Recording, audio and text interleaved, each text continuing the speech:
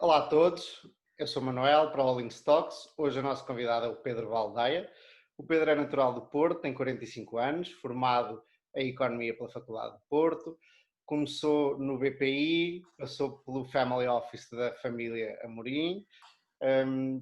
Tem o MBA no INSEAD, Paris e Singapura, é CFA Charter Holder, por isso é um overachiever. Foi até São Paulo, que é um ponto em comum, montar um fundo. Entretanto, hoje em dia é Fund Manager no LBV Asset Management, divide o seu tempo entre o Porto e Londres. Olá Pedro, bem-vindo. Olá, olá a todos. Pedro, gostava que nos explicasse um bocadinho melhor este teu percurso, desde o início, como é que vieste ter ao Asset Management. Claro, eu já me formei na Faculdade de Economia do Porto em 1998, por isso já no século passado, e perto do fim do meu curso eu tinha pouca noção sobre a área profissional em que eu queria trabalhar. A verdade é que houve um conjunto de circunstâncias nesse último ano na faculdade, nomeadamente fazer algumas cadeiras na faculdade, relacionados com mercados financeiros, e a partir daí começar a investir a minha micro carteira de investimento, e felizmente na altura com resultados que me satisfizeram. Ao ver isso e ao me aperceber que uma carreira em asset management provavelmente corresponderia àquilo que eu queria em termos de tanto aquilo que eu gosto de fazer como aquilo que é pretendido na carreira. Acho que havia aí um bom match. Comecei a perceber-me que essa seria de facto a carreira para seguir, e a verdade é que comecei logo a trabalhar nessa área e nunca mais saí dela. Portanto, já trabalho há pouco mais de 20 anos em Asset Management. Já passei por momentos bons de mercado, por momentos extremamente maus de mercado. Já passei por 3 crises. Passei pela crise de 2000, 2002, passei pela crise de 2008 e agora pela crise de 2020. Felizmente sobrevivi a todos esses momentos e em cada um desses momentos também me apercebi que de facto esta área em que continuo a querer estar. Curiosamente, mencionaste que eu fiz o MBA no INSEAD em 2003 e portanto eu na altura tinha 4, 5 anos de carreira profissional e foi também um bocadinho um teste para eu avaliar outras carreiras que são possíveis para alguém que, enfim, que tem o meu tipo de percurso. E na altura também verifiquei que tudo aquilo para que me pudesse encaminhar não me iria satisfazer tanto como uma carreira em asset management. Tu fizeste, portanto, desculpa lá interromper, tu fizeste o MBA, o que é que tinhas estado a fazer imediatamente antes? Eu trabalhei durante 4 a 5 anos em corretoras no Porto, já a fazer asset management. E por isso em empresas relativamente pequenas à escala da indústria, mas também por isso consegui logo ter um bom nível de poder discricionário, de maneira que aprendi imediatamente, eu tive que aprender imediatamente como se faziam as coisas na minha área. E o que é que te levou a fazer o MBA? Eu tinha vários objetivos na altura. Para já tinha o objetivo de vir a trabalhar no estrangeiro, curiosamente só acabou por acontecer mais tarde. Tinha a vontade também de contactar pessoas que trabalhavam em outras áreas profissionais, no sentido de saber se havia áreas profissionais que ainda me poderiam interessar mais do que asset management, o que não veio a acontecer. E finalmente também pela experiência de vida que eu sabia que o MBA no INSEAD me ia proporcionar. Eu ia conhecer pessoas de vários diferentes backgrounds, ia morar em Singapura e em França, ia aprender muita coisa nas cadeiras que ia fazer o MBA, por isso também ia aprofundar os meus conhecimentos a nível de gestão como um todo e também na área financeira, por isso havia várias razões que me levaram a fazer isso. Mas lá está, eu achava que provavelmente ia ser uma rampa de lançamento para acabar por vir a trabalhar no estrangeiro. Agora, quando eu saí do MBA foi no final de 2003, ainda estávamos no rescaldo da crise de 2000 a 2002, por isso claramente a área financeira ainda, centros financeiros como Londres ou Nova Iorque estavam a largar pessoas em vez de contratar em termos líquidos, e eu acabei por voltar para Portugal e vim na altura para a área de Private Banking do BPI, para a área de gestão de investimentos dentro do Private Banking do BPI, o que se revelou como a melhor decisão possível, porque foi talvez a minha grande escola, apesar de não ter estado lá assim tanto tempo, pela equipa com que eu estive, pelo trabalho que tive que desempenhar, acho que moldei muito o meu processo de pensamento em relação à gestão de ativos nesse período. O que é que foi, quais foram os principais ensinamentos desse período, ainda que curto, ou relativamente curto?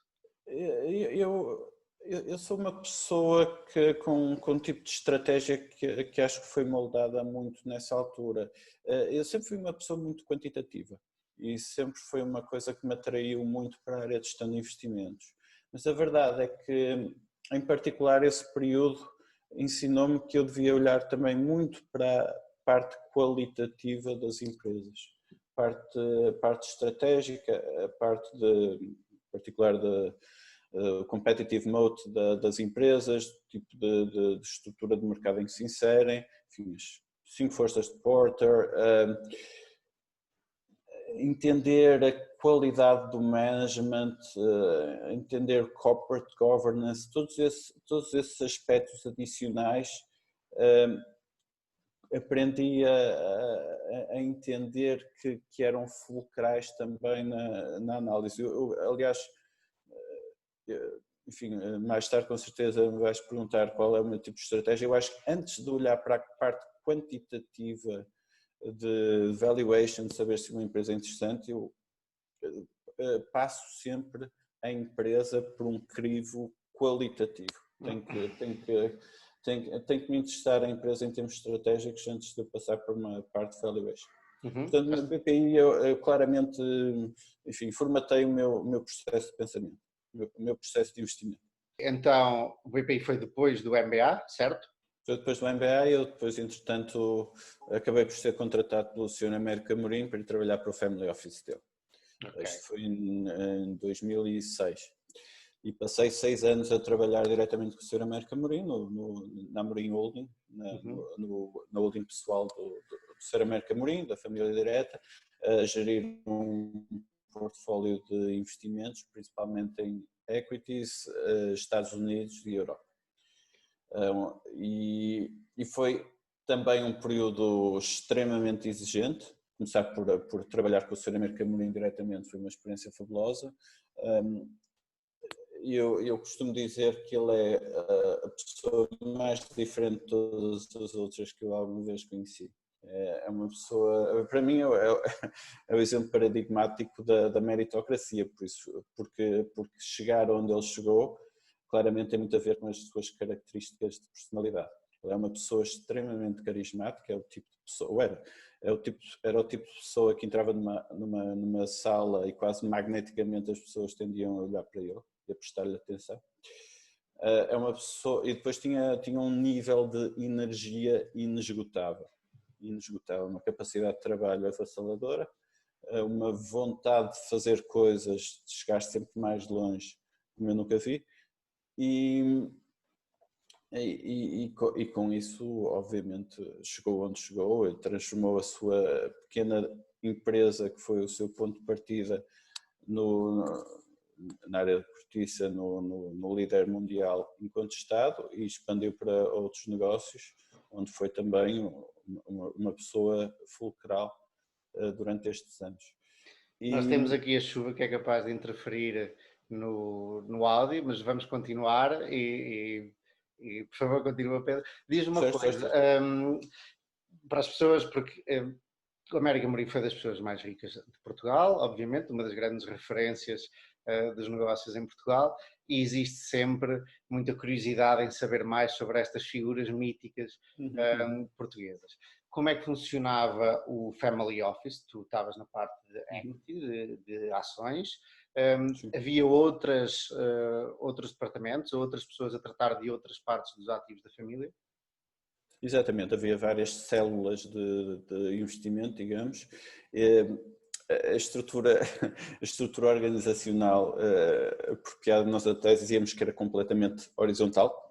Américo Amorim, depois toda a gente, porque ele não só era uma pessoa extremamente estratégica, mas também era uma pessoa muito hands-on. Ele queria ter um controle muito detalhado sobre cada área de negócio e falava com cada pessoa dentro da empresa em detalhe para saber o que estavam a fazer, para ter a certeza que tinha tudo controlado. E por isso cada pessoa lidava, enfim, com a sua célula. No meu caso era um portfólio de ações listadas. Uhum. E como é que funcionava? Tu fazias o research e apresentavas em detalhe? Eras tu que escolhias? Era ele que escolhia? Porque como é que é essa parte operacional? Havia dois tipos de carteiras. Havia a carteira que era escolhida por ele, porque ele próprio sempre teve um gosto muito grande pelos mercados financeiros e fazia a sua própria análise e queria investir diretamente, por isso havia a carteira dele, e depois havia uma carteira em que eu tinha poder discricionário para tomar decisões, comprar e vender e fazer a minha própria análise e depois chegar ao fim do mês e apresentar-lhe os resultados. Uma vez que tu estavas a trabalhar com alguém que sabia da poda, alguma vez tiveram ali alguma colisão de tu achares que aquilo seria um bom investimento, que determinado investimento seria um bom investimento e ele não, ou vice-versa? Claro que sim. Aliás, dentro de um family office, como em qualquer estrutura, é necessário polir o processo de investimento, é necessário decidir à partida como é que funciona o processo de investimento. Caso contrário, chegamos a esse tipo de situações em que cada uma das pessoas envolvidas tenta influenciar o processo, quando por vezes isso não é bom para o próprio processo. Por isso, eu penso no início, com certeza que foi necessário polir o processo para se ter a certeza que as coisas funcionavam bem. Havia claramente alguns setores ou algumas empresas que provavelmente ele não gostaria tanto e por isso também eram empresas ou setores, enfim, por onde eu não iria tanto investir. Infelizmente na Europa, nos Estados Unidos, em cada um dos mercados temos vários milhares de empresas para investir, por isso não falta para onde escolher. Mas a partir de certa altura o processo de investimento ficou bastante polido e as coisas funcionavam bem. Obviamente que eu estive lá de 2006 a 2012, houve momentos bastante difíceis, como 2008, como é evidente, onde foi necessário haver um contacto ainda mais direto. O contacto já era direto porque era na base diária, mas foi necessário haver um contacto ainda mais direto para podermos ultrapassar as coisas da melhor maneira. Pois era isso que eu te ia perguntar. Tu és um ótimo convidado porque tu respondes às perguntas antes mesmo de eu te as fazer. É excelente, poupas-me o trabalho. Depois de estás no Family Office da família Amorim, foste até ao Brasil, foi logo direto? Ou o que é que fizeste entretanto? Lá está, voltando ao que eu disse atrás, quando fui fazer o MBA, na altura a intenção também era trabalhar no estrangeiro, o que nunca se foi a verificar, e em 2012 aí verificou-se essa oportunidade, tive essa oportunidade de ir para o Brasil montar um hedge fund com 2 sócios brasileiros e foi o que fiz. Quanto tempo estiveste lá? Estive lá 3 anos e meio. Ok. 3 anos e meio. Eu cheguei na pior altura possível, cheguei com as taxas de juros no mínimo. Estavam a quanto? Estavam a 7,25 quando eu cheguei. Ok. E depois subiram até 15, o que é um ambiente económico terrível para se tentar vender produtos financeiros de qualquer tipo que não seja depósitos bancários. E que não seja chamada renda fixa, não é? Porque Renda fixa. com retornos assim. Por isso, não, o meu produto na altura não fazia sentido nenhum no contexto macroeconómico do Brasil. E também por razões familiares. Eu tenho ter amigos que ainda, desculpa interromper, eu tenho amigos força. que ainda hoje têm investimentos na chamada renda fixa no Brasil a render duplos dígitos todos os anos certinho, já estão a acabar muitos deles, mas certo. a certa altura o que é que tu fazes quando tens garantido tão bons retornos? Não fazes nada, não é? Investe em renda fixa e siga. E estamos a falar de bancos de primeira linha, como o Itaú, por isso sim. Sim. Depois, não, o entorno económico não era o ideal para montar um hedge fund, é isso? E regressaste então? E eu montei, não era o ideal para o comercializar, por isso achei que era um produto que nunca ia crescer significativamente e decidi voltar. E voltei em 2015 para a Europa. Na altura fui morar para Londres, já na LBV, tornei-me sócio da LBV. A LBV, para quem não conhece, é uma gestora de investimentos fundada por um português, pelo Emanuel Figueiredo, mas que sempre teve o seu escritório principal em Londres, principalmente porque a estratégia é gerir uma estratégia de ações europeias. E, obviamente, o centro financeiro é em Londres, é aí que é mais fácil encontrar o management das empresas e participar em conferências e eventos que permitam ter um conhecimento mais próximo dessas empresas. E na altura juntei-me à empresa, primeiro morando em Londres, e a partir de início de 2017 passei a fazer o commuting, por isso moro no Porto e vou a Londres todas as semanas, pré-Covid-19. Com família, mulher e filhos no Porto. Exatamente. Que não deve ser estafante.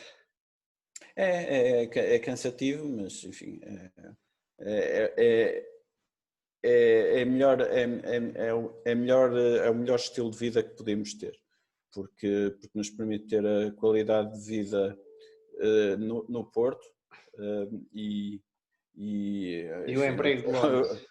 E o emprego de Londres, há sempre um exemplo muito interessante que eu dou, que é o facto de nós moramos a 300 metros do Colégio Inglês no Porto, que é uma escola britânica excelente e é perto de casa, muito mais fácil de gerir do que estar em Londres e fazer alguns quilómetros de commuting para deixar as crianças. Sim. E assim sofres tu só com a viagem e não sofre toda a gente. Não sofre o resto da família, exatamente. Sim. Pedro, ainda um bocadinho antes de falarmos sobre a atualidade e o que fazes na LBV e tudo isso, eu gostaria de saber, entender mais ou menos o teu estilo, um bocadinho melhor. Quais foram as tuas referências quando estavas a começar ou durante a tua vida, não é? Mas nos primeiros anos, quais foram as tuas referências e com quem é que te identificas mais? Ou, se mesmo que não te identifiques, de quais investidores gostas mais? Que tipo de abordagem ou de estratégia gostas mais? Eu acho que em termos de estilo eu sou bastante growth at a reasonable price, portanto gosto de ver empresas com pelo menos um bocadinho de crescimento previsível e com valuation minimamente interessante. Para eu ter a certeza em relação ou ter uma grande convicção em relação ao crescimento futuro, há duas coisas que eu quero ver. Eu sou uma pessoa muito top-down, por isso procuro sempre tendências de longo prazo em que acredite e procuro empresas ou setores que estão, ou subsetores, segmentos, que estão diretamente envolvidos com essas tendências de longo prazo. Isso claramente é uma coisa que tento fazer. E sempre foste assim, ou foste, obviamente qualquer investidor vai afinando o seu modo de ver as coisas, o seu modo de investimento, e tu provavelmente não foste diferente, mas sempre foste assim ou experimentaste algumas coisas que não funcionaram para ti e voltaste e foste afinando? Isso é uma pergunta interessante, porque lá está, terminando o meu curso, sendo uma pessoa mais quantitativa, eu acho que sempre era uma pessoa mais agnóstica em relação a estilo entre growth e value. Eu achava, ok, pomos os pressupostos dentro de um DCF, vemos o que é que sai, price is what you pay, value is what you get e pronto, estamos bem assim. A partir de certa altura comecei a verificar que estava longe de ser suficiente, muito longe de ser suficiente, e comecei a notar que entender a parte estratégica por trás das assumptions que incluía no meu modelo era crucial. Por isso passei passei a ter muito mais cuidado logo no início da carreira em observar isso, e um ponto adicional é que sempre achei que as revisões de estimativas eram mais prováveis em ações de crescimento, porque os analistas que formam o consenso de mercado tendem a ser conservadores nas suas previsões e por isso a não incluir tanto potencial para surpresas positivas em ações que estão ou em empresas que estão a crescer, nem potencial para surpresas negativas em ações que podem ser value traps, o que significa que há mais potencial de surpresas positivas em relação ao consenso em ações que estão de facto a crescer, há mais potencial para surpresas negativas em empresas supostamente de valor e que na verdade podem ser value traps. Daí, pouco a pouco, ganhei enviesamento para essas empresas com algum tipo de crescimento.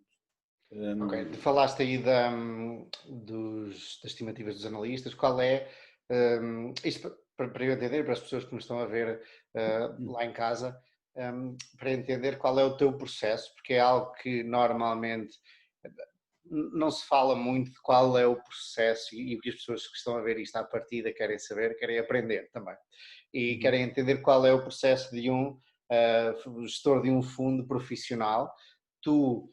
Qual é, por exemplo, o peso que colocas nas estimativas dos analistas, qual é o teu processo de investimento? E podemos até começar no início. Como é que tu fazes o sourcing, como é que vais encontrar as tuas ideias? Certo, portanto, eu sendo uma pessoa muito top-down, eu quero encontrar setores ou segmentos que eu acho que vão crescer no futuro. E dentro desses setores e segmentos quero encontrar empresas que tenham um posicionamento competitivo positivo, que se enquadrem bem dentro desse setor ou segmento.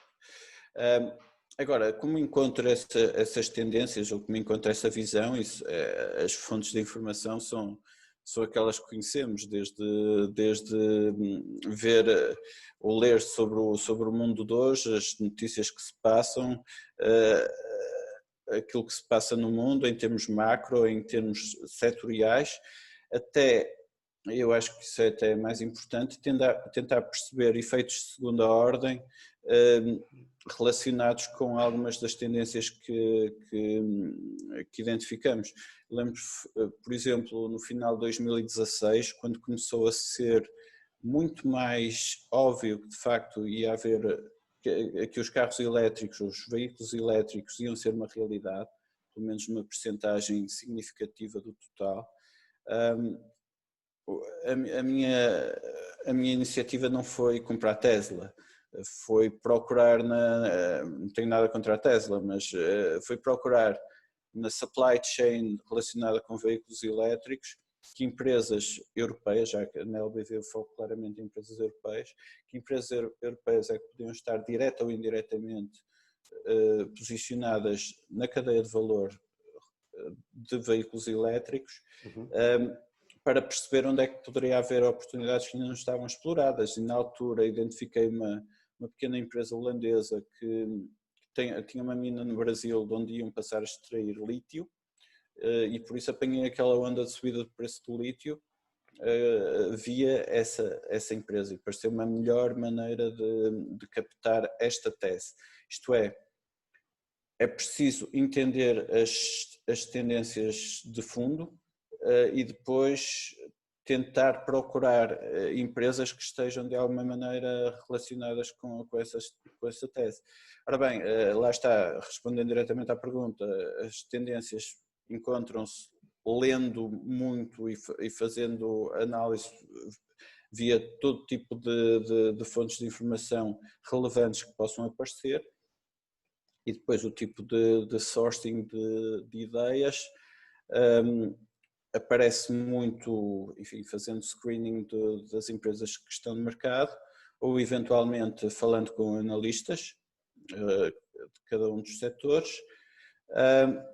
Depois, isso torna-se mais fácil a partir do momento em que uma pessoa já tem vários anos de mercado, porque obviamente já temos uma ideia de fundo das empresas que estão cotadas e é mais fácil por vezes relacionar, ok, esta empresa para que eu olhei talvez há 5 ou 6 anos por causa de outro tema não correlacionado, de repente passa a ser uma história interessante novamente, a partir do momento em que há uma tendência interessante para cobrir e que essa empresa possa estar relacionada com essa tendência. Por isso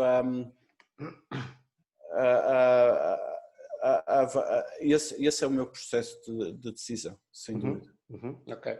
Nós há uns tempos atrás falámos e eu mandei-te aliás, para começar, eu reparei que a LBV tinha uma posição na antiga ou chamada Owen Illinois, que agora é OI, que é uma empresa de vidro, de embalagens de vidro, de garrafas de vidro, e eu mandei-te, entretanto, uma tese de outro gestor de fundo americano e tu respondeste no Facebook, ela já subiu muito, nós saímos dessa posição. E ela tinha subido, eu lembro-me de reparar isto, tinha subido para mim, não muito, uns 30%, já não tenho a certeza disto, mas por aí, no fim do ano passado, 2019, e eu fiquei, ok, deixa-me cá tentar entender qual é a tua estratégia e rotatividade de empresas em carteira, e depois conversámos um bocadinho sobre isto, mas eu gostava aqui agora também te ouvir novamente. Qual é, uma pergunta que eu tenho curiosidade é qual é a empresa que tens há mais tempo em carteira? Essa é uma. E depois não te pergunto o tempo médio de ações em carteira, mas mais ou menos como é que funciona na LBV, como é que fazes a gestão da carteira? Tu identificas as empresas, as ações que acreditas, obviamente, que têm um bom potencial, e depois como é que a constróis? Como é que constróis a carteira? Ok, há aí várias perguntas. Bom, em termos de tempo, de average holding period, tempo médio em que uma posição fica na carteira, nós temos um bocadinho dois tipos de portfólio. Temos um portfólio com um tempo médio de 2 anos, são aquelas posições mais estruturais, em que temos uma visão de longo prazo. E também por causa disso, nesse basket, eu tenho algumas posições há 3 ou 4 anos. Há uma posição que eu gostaria de falar porque, enfim, às vezes a sorte também conta. Não me digas que vais falar da GAN. Não, eu vou falar de uma empresa chamada Core, okay. COOR, que é uma empresa que faz, é uma empresa sueca que faz chamado Integrated Facilities Management, por isso tem desde empregadas de limpeza até a gestão do bar de uma empresa, até pequenas reparações de imobilizado. Fazem isso de forma integrada e fazem isso apenas nos países nórdicos, onde tem quase um duopólio com a ISS, que é uma empresa muito maior e que opera em muitas outras partes do mundo. E a Core foi uma empresa que eu tive no portfólio durante à volta de 3 anos. E com excelentes resultados, foi o verdadeiro compounder, foi aquela empresa que foi sempre subindo mais um pouco, pagando um excelente dividendo. Chegou um ponto em que, no início deste ano, em que achei que o valuation já não justificava o risco, até uma empresa que tem um modelo de negócio pouco volátil, sempre pode ter um nível de dívida relativamente elevado. Acabei por alienar a posição, mas porque achei que o valuation estava muito esticado. Isto foi imediatamente antes da crise do Covid-19 e a ação veio para metade, entretanto. Foi um caso de sucesso, claramente, em que felizmente a análise foi correta. Havia ali uma tendência de longo prazo, neste caso de outsourcing por parte de grandes empresas nórdicas deste tipo de serviços e tentar ter só um interlocutor, uma empresa que integrasse todos esses serviços. E por outro lado, uma empresa fazia muito buy and build, comprava empresas mais pequenas e depois aplicava sinergias e ia aumentando as margens nessas empresas que comprava, toda a gente ficava feliz com a situação. mas chegou e lá está, num âmbito de estrutura de mercado quase duopólio, estável, mas com um ponto em que o risk return já não justificava e tive a sorte isso foi perfeitamente sorte, de vender antes da crise aparecer.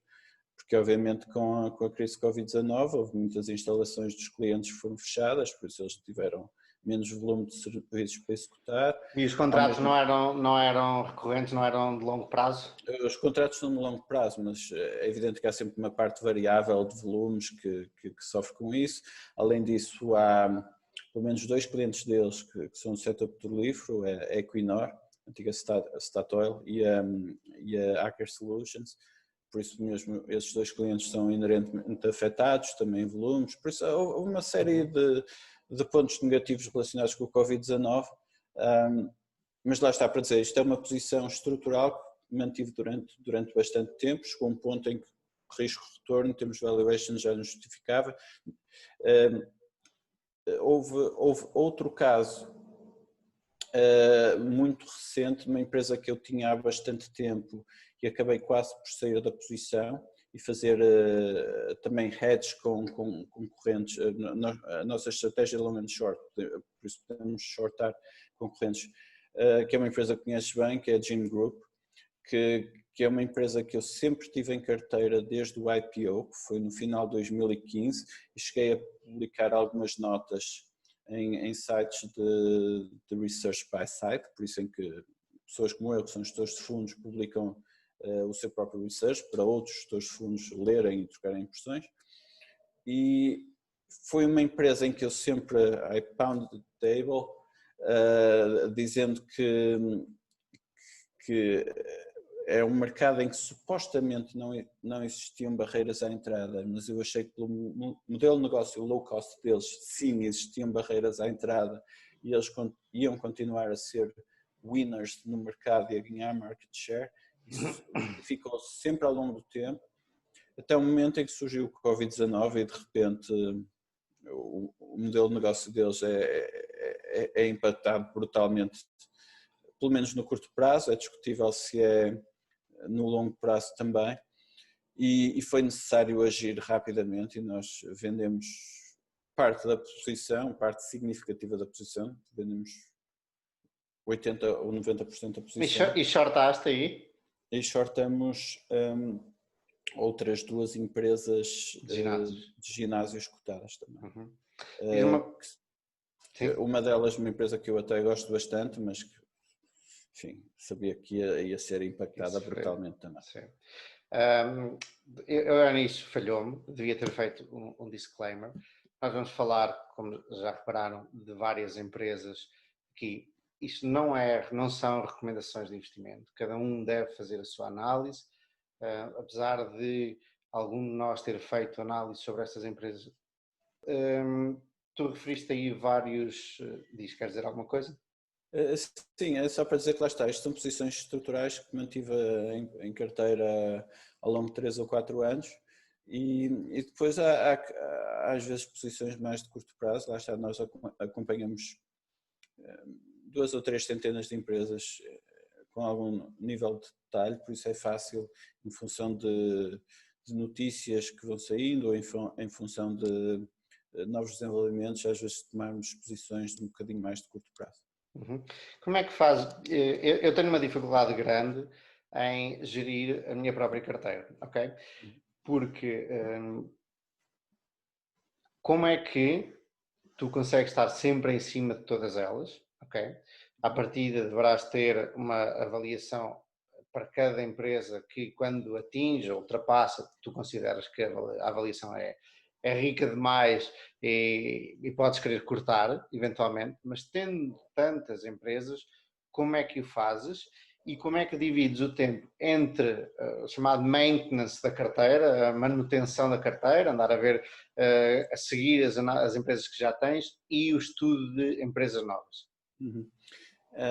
Ora bem, em termos de acompanhamento da carteira, assim de forma muito prática, nós temos, por exemplo, um serviço noticioso que nos envia para o nosso e-mail as notícias que vão saindo, à medida que vão saindo, sobre o portfólio que nós temos em carteira. Isto para todas as pessoas da equipa de investimento. Por isso, se saísse hoje uma notícia, uma posição conhecida que eu tenho neste momento, eu tenho uma posição longa na Nokia. Se sair uma notícia da Nokia neste momento, eu recebo essa notícia no meu e-mail. Eu não tenho que ir procurar a notícia a Bloomberg ou a Reuters, do outro lado qualquer, eu recebo essa notícia no meu e-mail. Por isso é fácil acompanhar as notícias que vão saindo e é confortável saber que não saiu alguma coisa importante de que eu não tenho conhecimento. Okay? Outro caso muito prático é que nós temos o nosso portfólio carregado na Bloomberg e se há variações extremas de cada uma das ações do portfólio, também é gerado um alerta e é-nos enviado um e-mail também com essa variação. Nós temos isto parametrizado para cada 5%, por isso se uma ação varia 5% no dia, nós recebemos um e-mail, se varia 10% no dia, recebemos outro e-mail. Deves ter recebido bastantes aqui nos últimos 2 meses. Bem, em março, delete. Logo na abertura de mercado tinha que apagar uns 40 ou 50 e-mails. Isso também nos dá o tal conforto de saber que se acontecer alguma coisa mais extrema em qualquer das nossas posições, nós temos conhecimento. Okay? Isso permite que não sejamos Bloomberg zombies a passar o tempo em frente ao ecrã com receio que possa acontecer alguma coisa e nós não temos conhecimento. Isso é fundamental. Obviamente são medidas muito práticas, mas depois temos, na verdade, um controle do portfólio muito rigoroso, até numa base diária. Os nossos próprios softwares internos geramos um espelho do portfólio que é distribuído a cada uma das equipas de investimento para também termos um acompanhamento diário e depois temos uma reunião semanal para debater como é que estamos em termos de risco, como é que estamos em termos de exposição ao mercado, debater alguns pesos particulares de algumas das ações, o que é que aconteceu, o que é que não aconteceu, o que é que devemos mudar. Temos uma reunião semanal para fazer isso. Em cima disso, também em termos diários, temos uma reunião diária às 7h30 da manhã, todos os dias, antes da abertura do mercado europeu, para também debater notícias que possam ter saído durante a noite ou depois do fecho do dia anterior e para eventualmente tomar decisões. E depois então, mais um ponto ainda, para cada uma das posições que temos atribuído um price target e uma stop loss. Isto são níveis de referência para cada uma das ações. Mais uma vez temos alertas calibrados na Bloomberg. A partir do momento em que esses níveis sejam atingidos, na reunião diária do dia seguinte, de manhã, debatemos se devemos fazer alguma coisa em relação a essas posições. Por isso não são posições que signifiquem que automaticamente teremos que tomar uma decisão de investimento, mas sim que nos obrigam novamente a debater a ideia de investimento. Por isso, tudo isto são mecanismos práticos que nos fazem ter o portfólio sob controle. Eu acho que são mecanismos que eu, pelo menos, tenho muito interesse, porque, obviamente, sou investidor particular e há muito que aprender com os profissionais e, normalmente, a um investidor particular não chegam todos esses processos e vai-se aprendendo devagarinho, mas a curva é lenta e quanto mais eu tiver, e eu suponho que alguns dos nossos espectadores também tiver contacto com isso, mais vou aprendendo. Tu comentaste que tem várias reuniões, por exemplo, ilustra-me o processo do início, desde que algum de vocês, como é que funciona? Tu falavas que és muito top-down, mas a vossa equipa são 3... A equipa de investimento são 3 pessoas. São 3 pessoas, todos portugueses, curiosamente, não é? Todos portugueses. E desde que um tem uma ideia, até que a compram e depois a vendem, como é que funciona? Cada um analisa isoladamente, depois conversam, certo. Como é que funciona? Até antes disso... Enfim, nós temos de ter alguma preocupação em não estarmos 2 ou 3 pessoas a olhar para a mesma ideia, não é? Apesar de haver algum tipo de zonas cinzentas, a verdade é que cada um dos 3 tem um bocadinho, alguns setores em que acabou por se especializar um bocadinho mais ao longo do tempo E com isso surge uma nova ideia, provavelmente já sabemos quem é que vai cuidar dessa ideia. Depois há o tal processo de investigação da ideia, de que já falamos. A partir do momento em que existe uma convicção que é da parte de quem estudou a ideia de que pode entrar para o portfólio, aquilo que nós fazemos é uma reunião ad hoc em que são apresentadas as ideias de investimento e a pessoa que propõe a ideia faz um write-up sobre a sua tese em relação a essa ideia e depois nessa reunião apresenta a ideia aos colegas para discussão. Os colegas fazem perguntas, muitas vezes fazem de advogado do diabo, obviamente, é preciso haver contraditório e aí se decide se a ação pode entrar para o portfólio ou se simplesmente se esquece a ideia. A partir do momento em que possa entrar para o portfólio, é decidido também um peso recomendado no portfólio, é decidido logo o tal price target inicial e stop loss inicial. E Vocês desculpa interromper, mas têm algum tipo de regras, por exemplo, para isso, para o peso, ou é na hora o que vos parece, como é que funciona? Existe a única regra set in stone, é o máximo de peso que uma ação pode ter no portfólio, que isso inclusivamente está no prospecto do fundo, mas nós, por gestão do risco de portfólio, estamos sempre muito longe desse peso máximo. E qual é? Tipicamente na nossa carteira as maiores posições acabam por ter 6%, 5-6% do portfólio. Isso é o típico na nossa carteira, as posições em que temos mais convicção.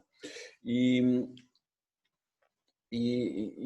a partir do momento em que é dada a luz verde para essa posição poder ser constituída, é da responsabilidade do proponente também fazer o respectivo trading. E isso pode acontecer no one go, no dia a seguir à reunião de investimento, ou pode acontecer ao longo de algum tempo, ou pode-se ter uma visão mais oportunista, esperar por um melhor momento para entrar. Por isso, aí cabe ao proponente ter o bom senso de tomar essa decisão. E depois de saída, o processo é mais simples de acordo com os mecanismos? Sim, como sempre, vai haver tipicamente troca de impressões entre as pessoas da equipa de investimento, mas mais uma vez a pessoa que foi o proponente e que agora é o gestor da posição tem poder discricionário para sair da posição se assim bem entender. Lá está. O que é importante é que depois temos a tal análise do risco total do portfólio para saber se, lá está, nós somos um fundo long and short, por exemplo, a exposição líquida. Explica o que é um fundo long and short para as pessoas que sabem muito pouco sobre investimento. Certo. Portanto, nós na nossa carteira, nós investimos apenas em ações, temos um conjunto de posições longas em que na prática estamos comprados nas ações e beneficiamos com a valorização das ações, e temos um conjunto de posições curtas em que estamos vendidos nessas posições e beneficiamos com a queda do preço dessas ações. Por isso, um fundo long and short terá tipicamente menos volatilidade que um fundo long only, porque o beta de mercado acaba por ser compensado em grande medida entre as posições longas e as posições curtas. Agora, o conjunto de posições longas e o conjunto de posições curtas podem ter tamanhos diferentes, dimensões diferentes. A diferença entre um e o outro é a chamada exposição líquida. Por isso, se as minhas posições longas forem 100% do fundo e as curtas forem 50%, 60% do fundo, eu tenho uma exposição líquida de 40%, sem menos 60%. E essa exposição líquida é uma variável fundamental na gestão do risco. Obviamente, quando a exposição líquida aumenta, a minha exposição às variações do mercado é maior, por isso essa exposição líquida vai ter que ser gerida em função da minha visão de como o mercado irá performar nos próximos tempos. E sendo assim, se eu tenho uma posição grande que é alienada, eu sei que inerentemente a minha exposição líquida baixou e talvez a nossa visão do mercado não seja assim tão conservadora, então vamos ter que a substituir de alguma maneira por outras posições longas. E por isso essa gestão tem que ser feita frequentemente, nós fazemos isso rigorosamente de forma semanal, mas mesmo em reuniões ad hoc durante a semana podemos ir gerindo essa situação. E o teu dia é passado mais a seguir, e obviamente que variará. Exato, voltando à tua pergunta inicial, eu acho que há várias. Num dia normal do mercado, a grande parte do meu tempo é passado a ler e fazer análise sobre potenciais posições novas. Isso talvez ocupe 60% a 70% do meu dia normal. Mas depois há fases mais críticas, nomeadamente épocas de resultados, isto é, momentos onde muitas das empresas que eu acompanho apresentam resultados e tipicamente há muita informação nova, desde a divulgação dos resultados das empresas, mas também os próprios conference calls. Tipicamente as empresas fazem conference calls com analistas para discutirem os resultados que obtiveram. É fundamental participar nesses conference calls, ouvir o que as empresas têm para dizer, muitas vezes fazer perguntas, muitas vezes fazer um follow-up depois com a empresa, quer presencial, quer também via conference call para debater mais alguns desses pontos. Por isso há aqui, e lá está, estas apresentações de resultados dispersam-se ao longo de cada trimestre, mas há sempre algum tipo de concentração em algumas das semanas do trimestre e esses são dias claramente muito mais passados com o acompanhamento do portfólio atual do que olhar para posições novas. Alguma vez sentes, e isto aqui é muito menos institucional, muito mais pessoal, alguma vez sentes que há demasiados resultados a sair ao mesmo tempo e não dás vazão a todos, não consegues seguir a todos? Claro, é preciso encontrar tempo para aquilo que é crucial, é preciso encontrar sempre tempo, mas sim. Começas pelas que achas mais importante. Mais frustrante é ver conference calls à mesma hora de 2 ou 3 empresas que acompanhas. Não acontece felizmente assim tantas vezes, mas às vezes acontece. Por isso sim, há claramente picos de informação. Aliás, nós estamos neste momento na Europa, esta semana, por exemplo, é muito forte em apresentação de resultados.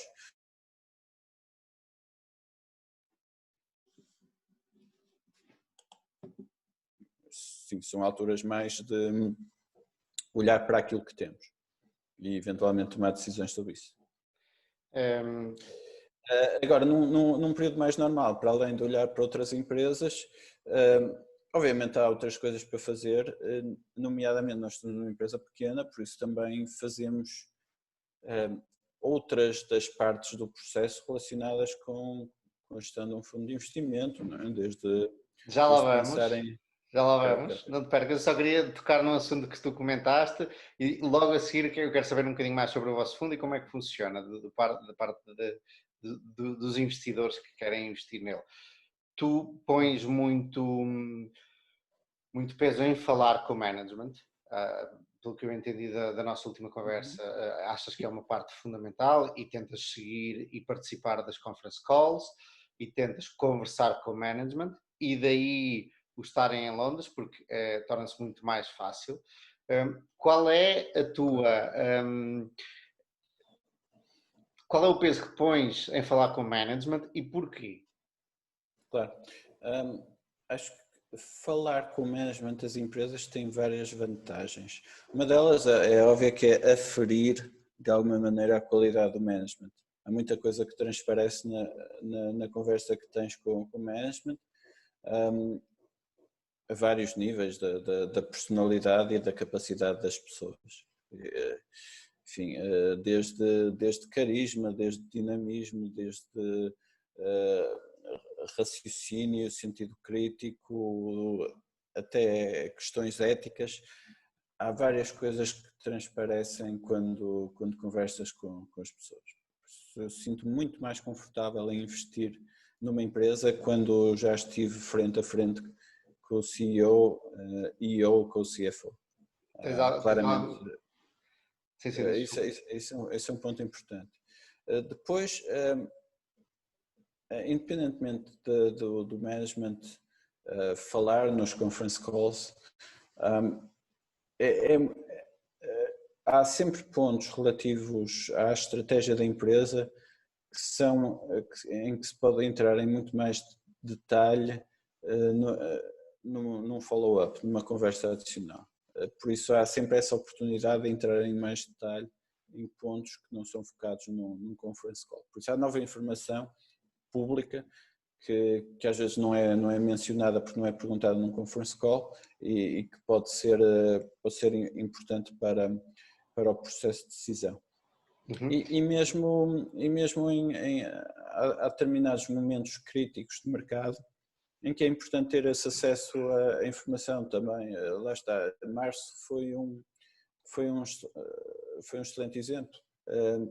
De repente as empresas depararam-se com a questão do Covid-19 e com o impacto que poderia ter nos seus negócios. Se uma pessoa vai esperar para falar com as empresas, esperar por maio ou por junho, entretanto o mercado já andou, não é? E as pessoas tomaram muitas decisões de investimento em relação às empresas que gerimos, sem nós termos conhecimento de causa o que se passa realmente. Por isso, nessa altura, mais uma vez, apenas usando informação que é pública, é possível aferir via conversas com o management como as coisas estão, o que é que pode ter mais impacto, o que é que pode ter menos impacto. Agora em março foi um momento crítico mais uma vez, ao se ter esse tipo de contacto, para se poder fazer um trabalho mais eficiente. Porque ainda que os filings, as comunicações da empresa por escrito digam tudo e provavelmente tu não vais conseguir saber mais com o management, não te vai poder dar informação privilegiada, é sempre bom o toque humano e entender se aquela pessoa que está à tua frente não foge a certas questões ou não vai por ali, ou se está assustado, ou se está confiante. Mas o que é mais importante sempre dizer, sempre com base em informação pública, ok? Obviamente, eu sou, como mencionaste no início, CFA Charter Holder, eu sigo fielmente o Code of Ethics do CFA, por isso, para mim, usar Material Non-Public Information para decisões de investimento é uma coisa impensável. Por isso, conversas com management sim, mas sempre bem dentro dos limites do eticamente responsável. Diz-me uma coisa, quem nos está a ouvir aqui à partida vai ser português, não é?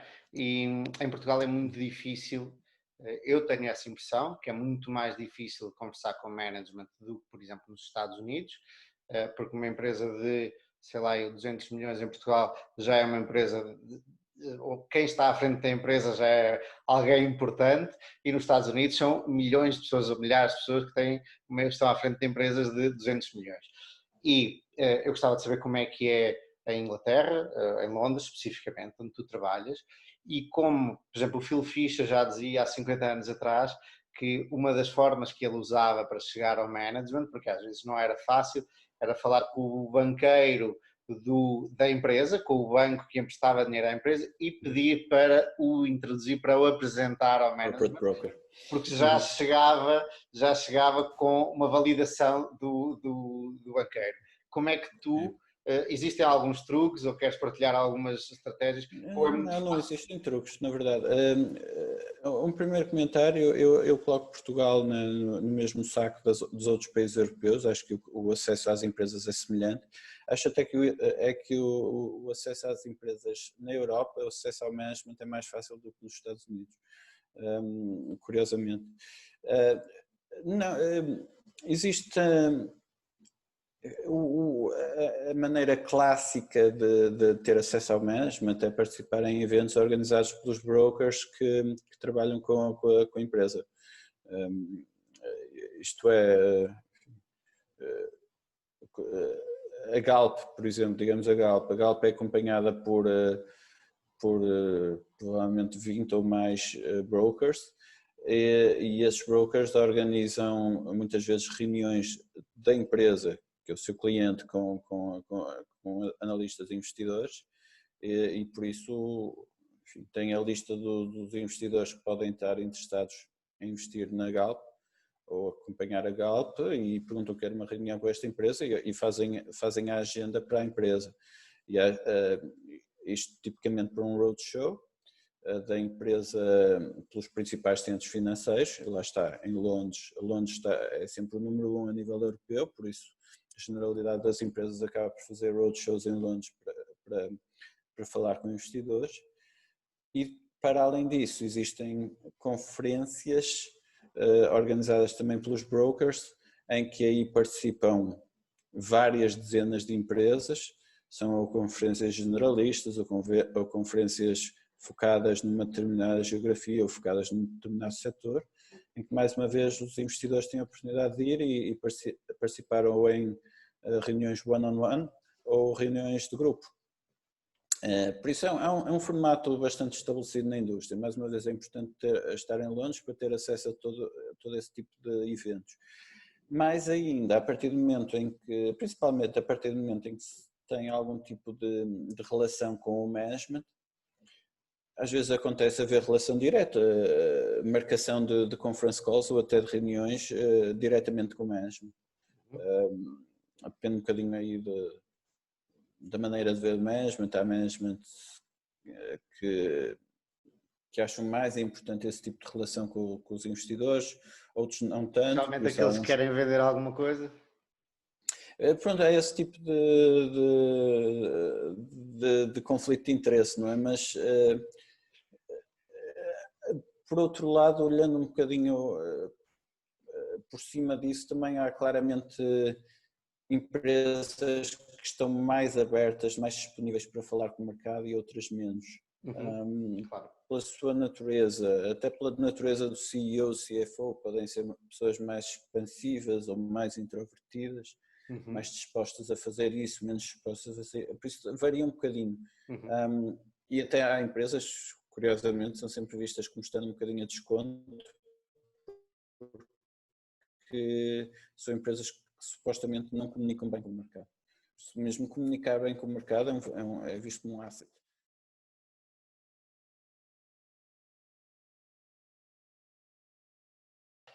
Olá a todos, nós tivemos dificuldades técnicas, tivemos que voltar no outro dia. Pedro, nós já tínhamos conversado sobre gestão de carteiras, sobre o management. Eu agora gostava de perguntar como é que tu vês o panorama atual do investimento.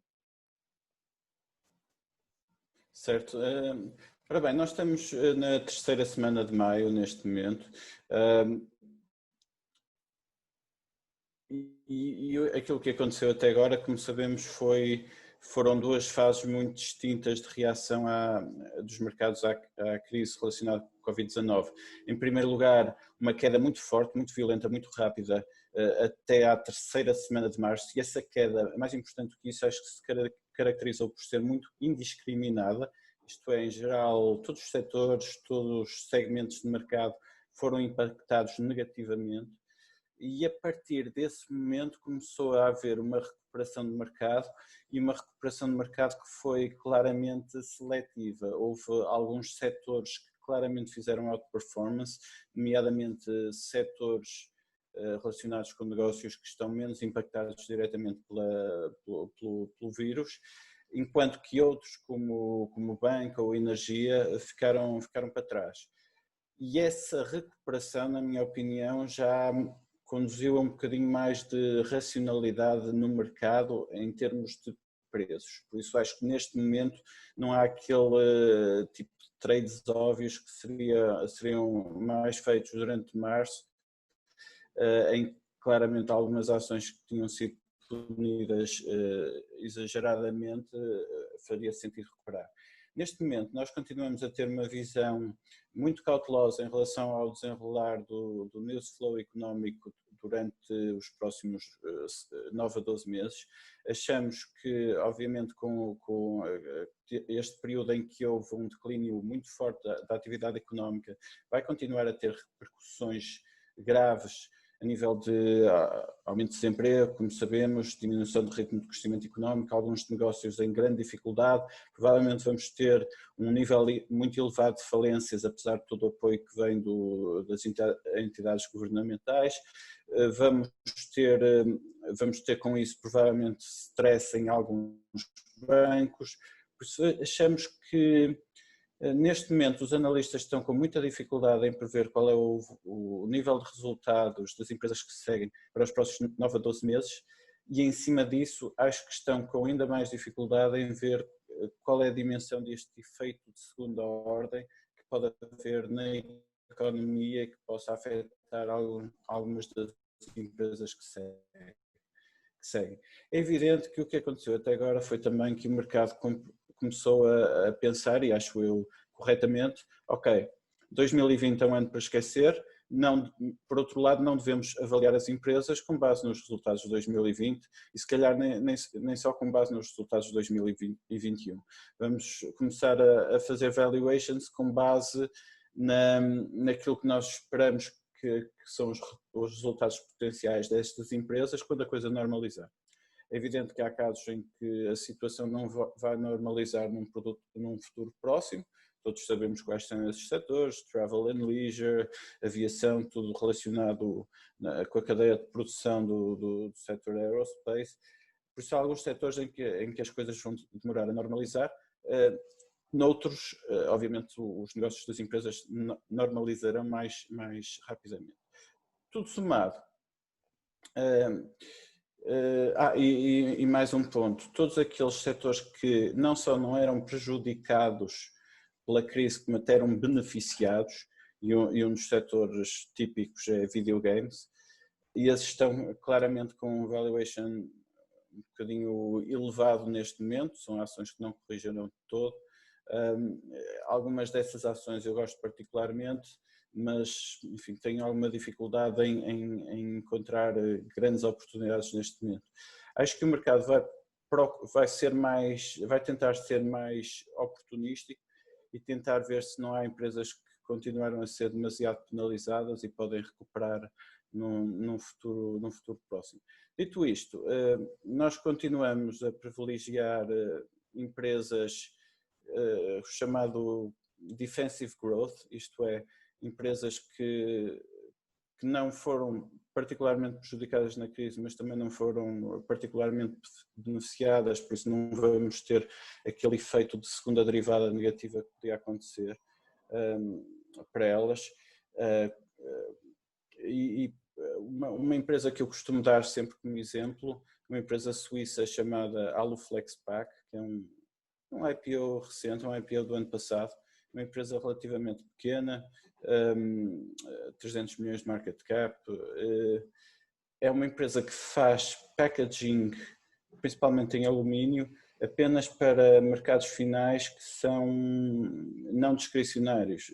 Estamos a falar de comida para animais, estamos a falar de cápsulas de café, estamos a falar de embalagens para chocolates, como por exemplo, eles fazem, por exemplo, o packaging do Ferrero Rocher.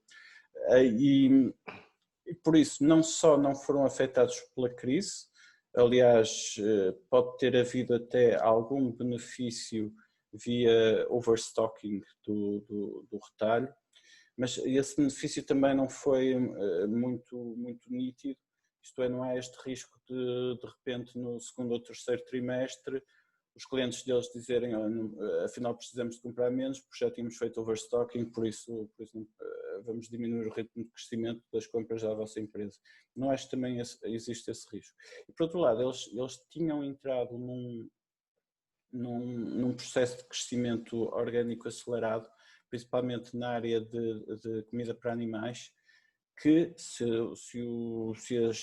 os objetivos do management se concretizarem, os levará para crescimentos orgânicos low double digit, em cada um dos próximos 2 anos.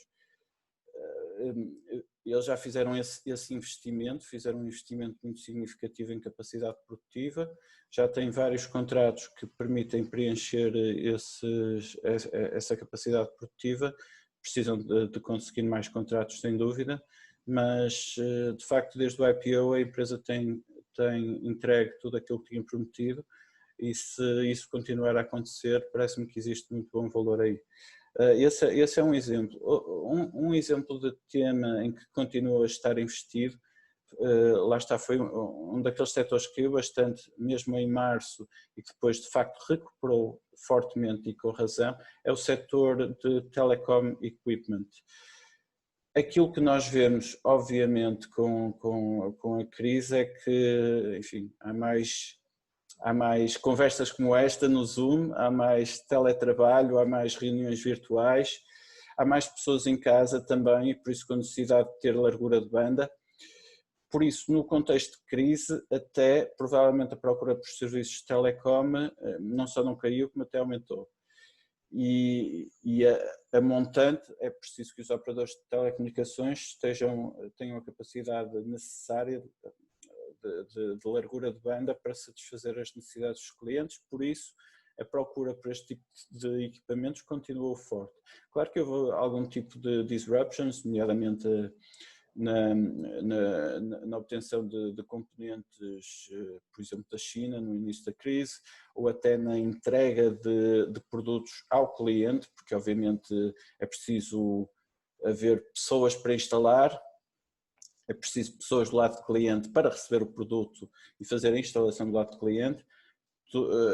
Em alguns casos, em vários países, obviamente houve restrições a esse negócio acontecer, mas tudo isso, na minha opinião, tendo acontecido em alguns casos, foi transitório e não há perda de receitas, há apenas diferimento de receitas para os períodos seguintes. Os operadores de telecomunicações em geral continuam em boas condições financeiras. É evidente que se pode achar que com o aumento de desemprego eventualmente pode haver alguma perda de clientes ou algum atraso de pagamento de clientes para as telecoms. Isso podia repercutir-se a montante em alguma hesitação no aumento dos investimentos, mas a verdade é que o que vemos principalmente das grandes empresas, das grandes telecoms, com grande capacidade financeira, é que veem este momento como uma oportunidade para continuarem a investir e com isso a ganharem market share. Em cima disso, existe o tema estrutural 5G, que continua a ser um tema, continuamos a ver os fabricantes de equipamentos a ganharem contratos, e este é um tema que de facto é estruturante, vai continuar a resultar em investimentos significativos por parte das telecoms, e aquilo que nós tentamos identificar é algumas empresas que são particularmente beneficiadas por isso. Nós investimos principalmente em Nokia, dentro das grandes empresas, numa pequena empresa francesa chamada Equinox, e também temos acompanhado uma pequena empresa alemã chamada Adva. O que também é curioso nestas empresas é que o tema telecom equipment tornou-se um tema estratégico para os grandes blocos económicos. Todos temos assistido às discussões relacionadas principalmente com a Huawei e com a diferença de opiniões entre os Estados Unidos e a China. A verdade é que os Estados Unidos não têm um grande player de telecom equipment. Os grandes players mundiais são duas empresas europeias, a Nokia e a Ericsson, e depois a Huawei na China, depois algumas um pouco mais pequenas como a Samsung. De facto, os Estados Unidos neste momento não têm um grande player e existe este interesse político também que isso aconteça. Existem vários veículos nos Estados Unidos por onde isso se pode concretizar no futuro, seja via grandes empresas como a Cisco ou a Qualcomm. Para sermos claros, tu estás a falar de uma possível aquisição da Nokia por uma empresa dos Estados Unidos, não é? Sim, isso é algo que é sempre especulado. Obviamente a Nokia, como sabemos, já teve uma aliança muito forte no passado com a Microsoft, por isso tem algum tipo de cultura americanizada também, e em cima disso a Nokia, um dos ativos interessantes que tem, são chamados Bell Labs, que sempre foi um ativo importante para tudo que é R&D nos Estados Unidos, e acredito que os americanos também gostassem de ver esse ativo outra vez em mãos americanas. Obviamente isto é tudo especulativo. Eu nunca investi numa empresa por M&A apenas, e sim só se fizer sentido de facto a tese de investimento, depois a M&A seria uma possibilidade de se concretizar mais depressa. Mas acho que há aí uma boa possibilidade. E depois players mais pequenos, como é a Equinox, que é francesa, ou a Adva, que é alemã, também estrategicamente se tornam importantes para os respectivos países. Por isso são beneficiados. Aliás, a Equinox, o principal cliente é a Orange, e a Adva obviamente tem a Deutsche Telekom como cliente, isso é evidente. E isso de facto ajuda à estabilidade do negócio. Mais uma vez, é um tema que nós gostamos.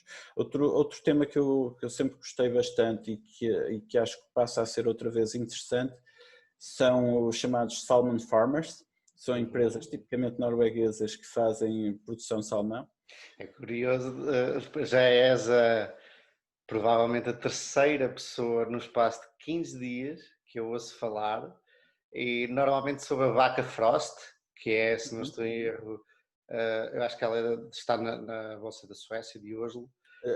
A vaca Frost está cotada na Noruega e na Dinamarca, se não me engano. Ok, eles têm a maior parte da produção nas Faroé, nas Ilhas Faroé, que são dinamarquesas, apesar de serem a norte da Escócia.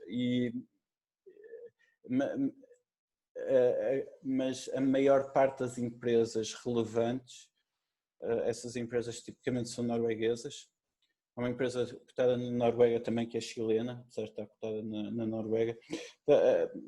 Obviamente a Noruega representa uma parte muito significativa da produção mundial, por isso é natural que aconteça, é natural que as maiores empresas estejam cotadas na Noruega. É um negócio que eu acho muito interessante, porque obviamente peixe enquanto proteína é extremamente popular, incrementalmente popular ao longo dos últimos anos. A procura de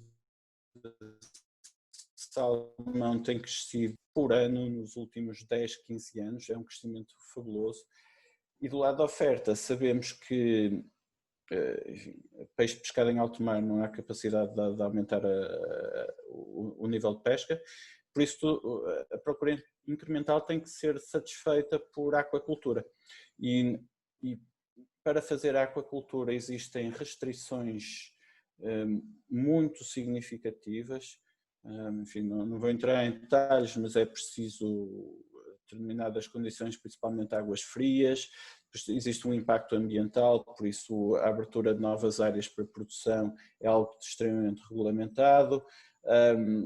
Existem novos horizontes de produção, nomeadamente produção onshore em grandes tanques, ou a chamada produção offshore em reservatórios bem mais longe da costa, mas isso são projetos ainda cuja viabilidade é relativamente discutível.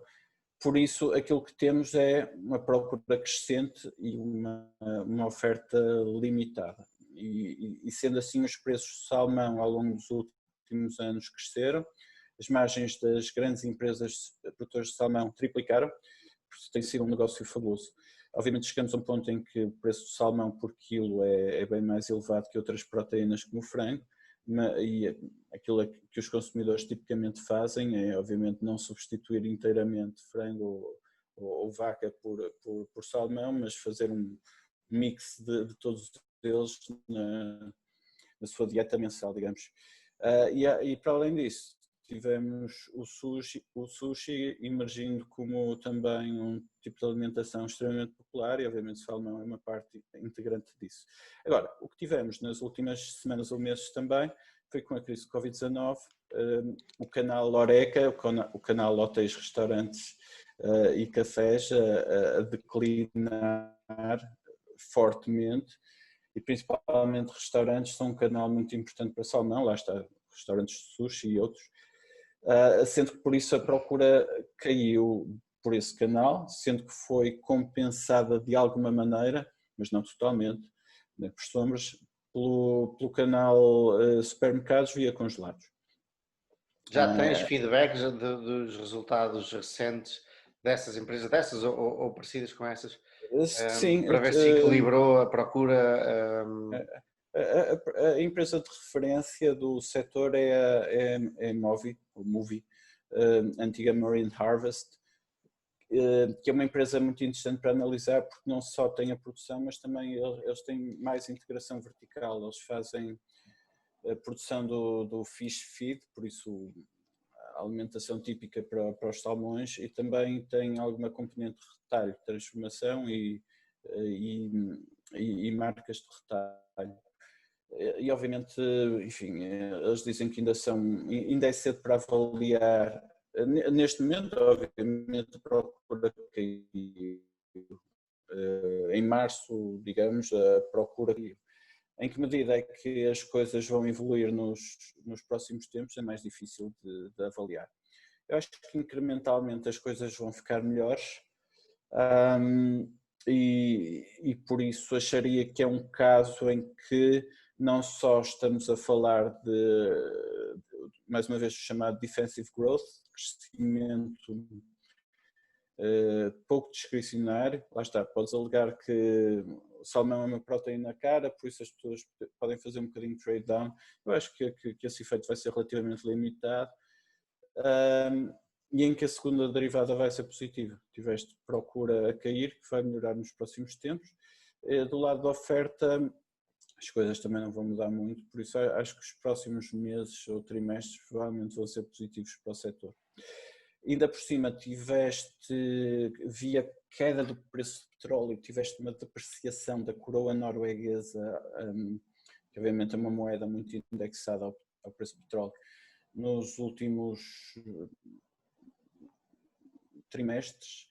Por isso, ao comprares agora essas ações, também estás a comprar com a coroa norueguesa mais baixa, obviamente o que é um ponto positivo, e se tivermos uma recuperação da economia, é possível que se arraste o preço do petróleo e arrasta a coroa norueguesa para cima também. Por isso mesmo, pelo lado do FX, talvez seja um investimento que seja positivo. Enfim, lá está, são algumas empresas de setores mais de crescimento defensivo, na minha opinião, apesar de Telecom Equipment é um negócio cíclico, mas acho que neste momento há condições para continuação de crescimento. É o tipo de setores para que eu estou a olhar mais neste momento. Uhum. E umas ótimas dicas para estudo futuro. Eu estas de salmão já queria olhar para elas, e agora, sabendo que tenho aqui um contacto privilegiado que já fez muito de certeza, muito research, mais interessado estou neste momento, Pedro.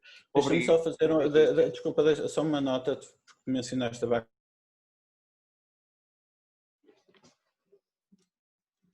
O salmão o salmão que provém dos lugares onde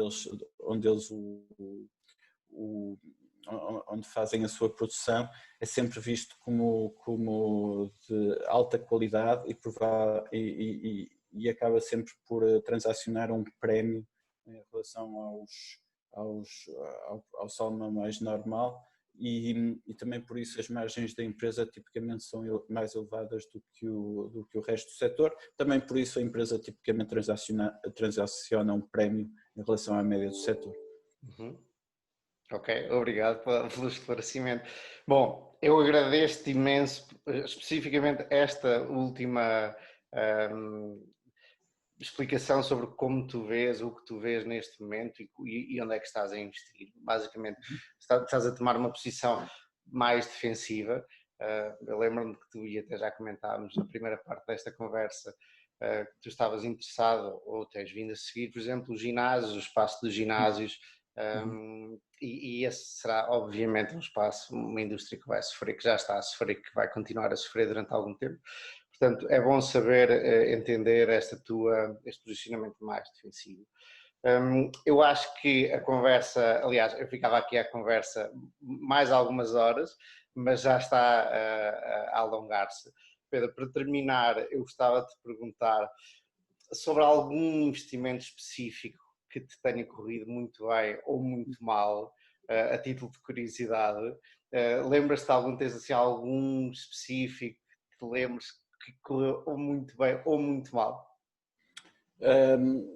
Só correram bem, não é verdade. Tenho, naturalmente. Eu acho que, começando pelo mal, acho que os meus piores investimentos no passado foram investir em projetos que não passaram no PowerPoint, trocando por miúdos.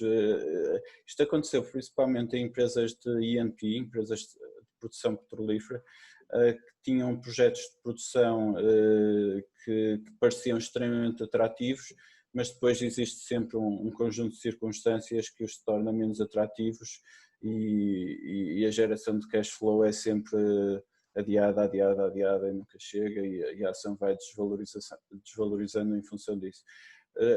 Isso aconteceu uma ou duas vezes no passado remoto e foi uma lição que aprendi. Que foi qual? Não investir em óleo? Em petróleo? Ter muito cuidado com empresas que estão numa fase ainda muito inicial de atividade. Isto inclui E&P dentro do petróleo, isto inclui pequenas empresas farmacêuticas que estejam em fase 2 ou mesmo fase 3 do seu principal produto. Depois os outcomes são muito binários ou se uma pessoa é especialista nessa área e pode ter 20 ou 30 nomes na sua carteira e tem tempo e disponibilidade para estudar um conjunto alargado de empresas, provavelmente acaba por diversificar o risco e acaba por compensar fazer isso. Para alguém que é mais generalista em termos setoriais, como é o meu caso, acho que de facto não compensa o risco. Alguns casos até correram bem, mas acho que no final, na média, não me parece que vá correr bem e por isso foi uma coisa que eu deixei de fazer há muito tempo. Em termos positivos, aqueles que deixam sempre mais memória costumam ser empresas que temos na carteira e que recebem ofertas de takeover. Há um que eu me lembro muito bem, já aconteceu, penso eu, em 2011 provavelmente. Era uma empresa chamada Bucyrus, que era um grande fabricante de maquinaria, principalmente para o setor mineiro, e eu acabei por fazer um investimento na empresa provavelmente no final de 2008, já depois de da cotação ter caído violentamente na sequência da crise de 2008. Depois ainda caiu mais. Eu tenho a ideia de ter comprado a 27 e ter feito depois um mínimo de 11 passado uns meses. E penso que foi em 2011, não foi em 2011, foi perto disso, acabou por ser comprada pela Caterpillar a 92. Por isso, não só foi comprada, mas foi comprada pela grande referência mundial do setor que é a Caterpillar, por isso obviamente foi simpático. Houve outros takeovers que eu tive na minha carteira, nomeadamente a Moleskine, que foi comprada por um conglomerado holandês, ou belga. Depois, em termos de compounders, eu penso que falamos no início da conversa na Core, uma empresa sueca que esteve recentemente na minha carteira durante mais de 3 anos e estou agora a recomprar. E mais recentemente, uma empresa que me deu bastante gosto foi, e porque falamos de videogames, foi uma empresa chamada Team 17. Eles fazem, é um publisher, é um designer e publisher de videogames, jogos indie games, fez o seu IPO, se não me engano, em em 2018, penso que foi em 2018, meados de 2018, e tudo que eles tinham prometido entregaram. Eles têm um modelo de negócio muito interessante e que faz muito sentido neste mundo mais digitalizado. É que não só têm os jogos que se desenvolvem internamente, mas também estão sempre à procura de pequenos estúdios. Quando digo estúdios, até pode ser um conjunto de 2 ou 3 pessoas em todo o mundo que tenham desenvolvido uma ideia interessante para um jogo, mas que não têm a capacidade financeira ou mesmo a estrutura de desenvolvimento do jogo. E aquilo que fazem é uma parceria com a Team 17 e a Team 17 desenvolve o jogo e depois faz o publishing do jogo. Por isso é um negócio bom para toda a gente, é um negócio que faz eminentemente sentido agora que o nosso mundo é mais digital. Essa empresa para que tamanho? Neste momento o market cap deve ser uns 600 milhões. Okay. A empresa triplicou desde o IPO. Por isso triplicou em menos de 2 anos. O gaming é um hot topic neste momento. A CEO que é uma personagem fabulosa, não vendeu uma única ação, ela continua a ter 22% da empresa. Por isso foi uma história fabulosa, fiquei muito, muito contente com esse investimento. Foi um daqueles casos em que a tese de investimento estava lá, o management entregou tudo aquilo que tinha referido, a estratégia fazia sentido, não precisou de haver um takeover para a concretização do valor. Ainda por cima o Covid-19 foi mais um tailwind para eles. Por isso é um negócio que continua a custar imenso, apesar do valuation neste momento estar obviamente um bocadinho elevado. Que é comum, há uns tempos atrás tem um olho à Keyword Studios, que é uma das maiores, que cresce muito por aquisição desses pequenos estúdios mais pequenos e vai comprando estúdios de tradução, por exemplo, um pouco por todo o mundo, ou de várias áreas dentro do gaming, e é caríssima, obviamente, e muitas delas são caríssimas. A Keywords é uma empresa diferente, porque eles não fazem o desenho dos jogos, não é? Eles não produzem jogos, eles fazem os serviços necessários para produzir, lá está, a tradução, por isso é um negócio fabuloso também, lá está, como disseste, eles cresceram muito por aquisição e por isso tornaram-se quase uma one-stop shop para os clientes. Cada pequena aquisição que fazem, podem pegar nesse serviço e globalizá-lo, por isso é um negócio que faz todo sentido.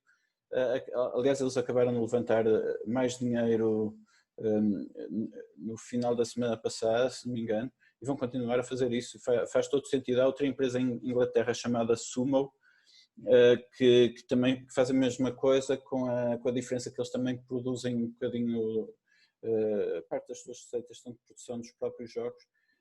São 2 empresas que eu respeito muito. Algo que nós chegamos a estar investidos no passado. Algo que eu ainda não gosto na Keywords, além do preço, obviamente, é o facto de eles não terem o upside de se o jogo tiver sucesso, eles têm mais sucesso. É uma empresa de serviços. Há aí um leve ou um cap do upside que não é muito interessante, mas por outro lado também não têm o risco e são pagos, quer o jogo corra bem, quer o jogo corra mal. Não, é verdade, a opcionalidade deles é por globalizar os negócios que compram e por se tornarem mais eficientes, por terem uma oferta integrada para propor ao cliente e de facto não pelo sucesso de um jogo, ao contrário da Team 17, que é exatamente o contrário. Tiveram a opcionalidade de alguns jogos que tiveram resultados fabulosos e além disso, lá está, com a distribuição digital de videogames, o que temos agora é o back catalog a ser extremamente importante para estas empresas, isto é, jogos que foram produzidos há 3, há 4 ou 5 anos e que continuam a gerar receitas porque as pessoas, enfim, têm acesso a este catálogo digital e continuam a comprar. E são jogos cujos custos já estão totalmente amortizados no balanço das empresas e continuam a gerar receitas. É um negócio nesse aspecto muito, muito interessante, e isto era algo que não havia há 5 ou 6 anos, quando a distribuição digital era ainda relativamente pequena. Por isso houve aqui uma mudança estrutural. Há outra mudança estrutural também, que é a distribuição dos jogos. Até recentemente a Steam, que era a plataforma de referência de distribuição dos jogos, e cobrava tipicamente 30% das receitas na distribuição, mas surgiram plataformas concorrentes, nomeadamente a da Epic.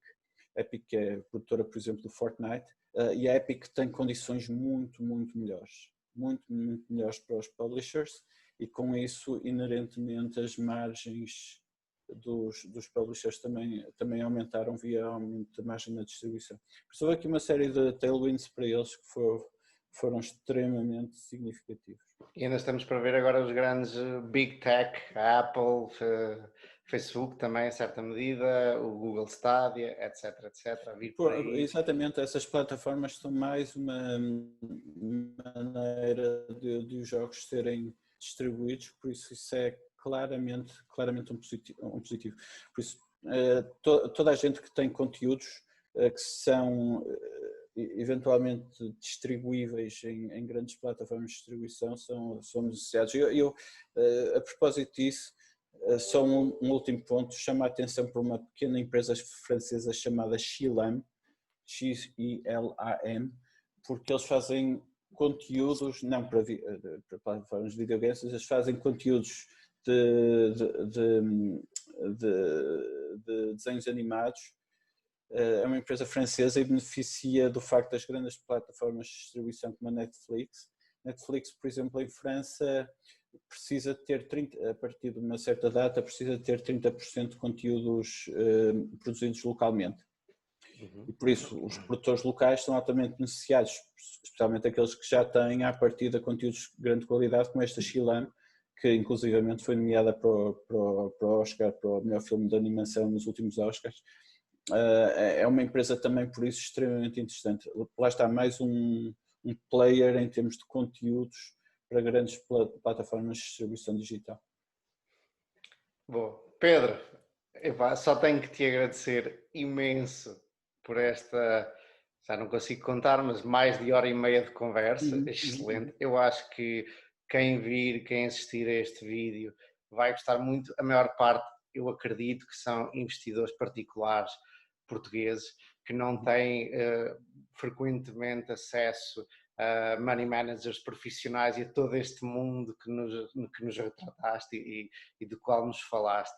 Agradeço-te imenso, eu acho que as pessoas vão valorizar este conteúdo muito, e espero que um dia que eu te convido que regresses aqui, porque sem dúvida vou-te convidar mais algumas vezes.